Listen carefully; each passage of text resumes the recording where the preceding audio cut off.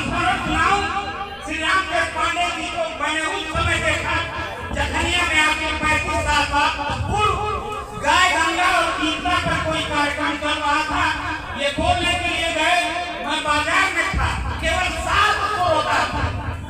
आज एक बहुत बड़ी फौज उन दलालों की खड़ी है। उस समय से लेकर कर मैं इनको संघर्ष करते हुए देखता आज उन्होंने कहा संघर्ष आप ये नहीं कर सकते, तो ये आरोप नहीं लगा सकता कि योगी जी भ्रष्टाचार में लगे। पिछले साल दीपावली के सुबह मेरी उनसे मुलाकात हुई। मठ में मुलाकात के बाद आज आप जाकर के पता कर लीजिए, जो चौवन विद्यालय मठ के चलते हैं उसका पूरा कार्यक्रम रामचंद्रपुर के भगवान और प्रोफेसर पूर्वांचल विश्वविद्यालय के वाइस चांसलर रहे डॉक्टर यूपी सिंह देखते थे। आज बहुत बुजुर्ग हो गए। दिग्विजयनाथ पीजी कॉलेज के पूर्व प्रिंसिपल शैलेंद्र प्रताप सिंह इस मठ में पूरा काम देखते हैं। मैंने बहुत सारी शिक्षक समस्याओं के बारे में बताया जो अनाथ निर्णय शिक्षक हितों के विरोध में लिए जा रहे हैं। उन्होंने कहा कि अजीब भाव पैदा हो गया है ब्यूरोक्रेसी का। ऐसे निर्णय लखनऊ में लिए जाते हैं जिसका यहाँ तक कानूनी खबर नहीं। बीच में एक ऐसी दलालों की फौज और ब्यूरोक्रेट की फौज है जो सही बात से योगी जी को अवगत नहीं होने दे रही और पूरी जनता उसका दंड भुगत रही है। ये जो आगाज तहसील से हुआ है, मैं अपने शिक्षक संघ की ओर से वचन देता हूँ कि ये अगर हल यहाँ से शुरू नहीं हुआ तो ये धरना जखनिया जाएगा, काठमांडू जाएगा, मुहम्मदाबाद जाएगा, आवाज जाएगा, हर तहसील में होगा। और मैं गलत हूँ इस भीड़ को देख करके कि भ्रष्टाचार के खिलाफ आप खड़े हैं बिना किसी से डरे। आपको रुकना नहीं है, डरना नहीं है। बहुत सारे वक्ता है काठमांडू से प्रधानाचार्य हमारे साथ खड़े हैं, नेशनल इंटर कॉलेज यही का प्रतिष्ठित कॉलेज है, उसकी पार्टी जी उसके प्रधानाचार्य मेरे साथ आए हुए हैं। हम सारे लोग इस धरने को समर्थन करते हैं। आप आगे आगे चलिए, पीछे जहाँ भी जरूरत पड़ेगी मैं वचन देता हूँ कि आपका साथ निरंतर देता हूँगा। बहुत बहुत धन्यवाद।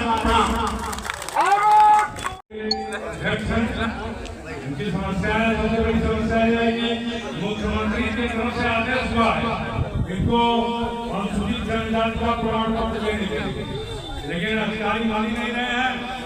और एक कौन है वो अपना ये एसडीएम साहब कहे थे ढलैया करवाने के लिए, मलौरा ढलैया करवाने के लिए कहे थे, वो पूरा सेंटरिंग करवा लिए। 1 महीने से सेंटरिंग हुआ है, ये कहने को सेंटरिंग कर रहा है। 1 महीने से सेंटरिंग हुआ है, वो गरीब आदमी किस तरह से भाड़ा उसका लगा, उसके बाद कह रहे हैं ढलैया नहीं हो। एक बात पुराना मकान गिरा करके उसको दीवार उठाया, दीवार उठाने के बाद उसको सेंटरिंग हुआ, दीवार उठा होगा, गिराया गया होगा, समय लगा होगा और उसका सेंटरिंग है। 1 महीने से सेंटरिंग रोक के रखे हुए हैं, मुझे समझ में नहीं आ रहा है उसका पैसा को भाड़ा कौन दे। सारा सीमेंट बालू नुकसान हुआ, हमारे देश में उपस्थित है। हम तहसील अध्यक्ष जो कहेंगे कि 5 मिनट अपने अवसर रखें क्योंकि कार्यक्रम धीरे धीरे अब लीजिए।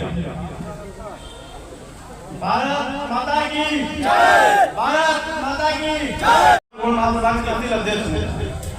सर, जब से आए तहसीलदार महोदय हिमांशु सिंह जी, हमने उनको शासना देश के बारे में बताया और समझाया और ये मानने के लिए तैयार नहीं कि गाजीपुर जिले में मोड़ है। सीधे कह रहे हैं कि मैं नहीं बनाऊंगा, आपको जहाँ जाना है जाइए, जहाँ एप्लीकेशन देना है दीजिए, मैं लेकिन बनाऊंगा नहीं। हमने इनको पूरे शासना देश के बारे में बताया और ये भी बताया कि हमारे गाजीपुर जिले में जो है 16 ब्लॉक है और 32 सीट जो है एसटी की है। हर ब्लॉक में 2 सीटें हैं। बाबा साहब का सरकार है और सरकार का शासन जैसा उल्लंघन मत करिए, लेकिन उन्होंने नहीं कहा। उसके बाद हमने एडीएम साहब को जो दिया, एडीएम साहब से मिला और आज फिर पुनः मिला हमें एडीएम साहब से। तो एडीएम साहब ने कहा कि भाई देखिए इसमें हम कुछ नहीं कर सकते, आपको जहाँ जाना जाइए या कलेक्टर साहब के पास जाइए, मैं ये तहसीलदार का काम है, हमारा काम नहीं है। और सर्टिफिकेट न बनने से बच्चों का, हमारे समाज के बच्चों का न छात्रवृत्ति मिलती है या एडमिशन हो पाता है। जो सरकार की योजनाएं हैं उससे हम लोग वंचित हैं। तो इस बाबा की सरकार में ये लोग अपने मनमानी तरीके से अपना काम कर रहे हैं। लेखपाल, तहसीलदार, एडीएम। इसी के साथ मैं अपने बाड़ी को विराम देता हूँ। धन्यवाद।